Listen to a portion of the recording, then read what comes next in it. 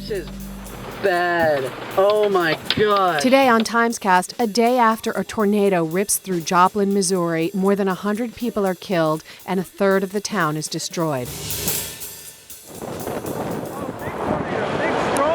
Last night at around 6 o'clock, a pretty large tornado struck down in Joplin, Missouri, which is a city of about 50,000 people. At the moment, they're saying that at least 90 people have been killed in Joplin, but the death toll is expected to rise. People are searching for those who are still under the rubble. In places, the storm came through almost a mile wide and sort of sat on the city for a while. It moved really slowly. It came through and took out one of the major hospitals there, a Walmart. It hit a nursing home. It hit a large commercial strip, so areas where a lot of people were gathered. Joplin is kind of a crossroads for people bringing goods around the country. A lot of truckers go through there, and so you're seeing a lot of the images of cars and truck cabs and vehicles just thrown everywhere. My colleague Brian Stelter is on the ground in Joplin. This is Brian Stelter in Joplin, Missouri, where the hospital that was once one of the landmarks of this town is now a ghost town. The hospital itself has no one but emergency medical technicians around it.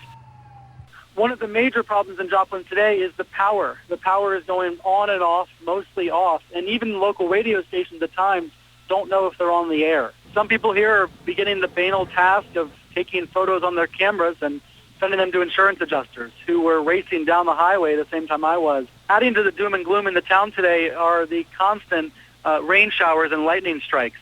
We've had this storm system sitting over southwestern Missouri for several hours now, and just when you start to think the skies are clearing up, you see another round of showers and another round of lightning. On the scene this evening of a devastating tornado that has tore through the southwest Missouri town of Joplin. That's Mike Bettis, who is an on-air meteorologist for the Weather Channel, not typically a TV reporter, but he found himself in Joplin, Missouri, about 10 minutes after the tornado hit. The crew has been out for 2 weeks looking for tornadoes for the project called the Great Tornado Hunt, and they get their advice each day from an expert, Dr. Gregory Forbes, who actually that Sunday was with them in Kansas City and helping them plot with radar and other charts what was the likeliest spot for a tornado in the nearby region. And Joplin was what he thought would make sense, and that's why they drove south from Kansas City to see if his prediction was true.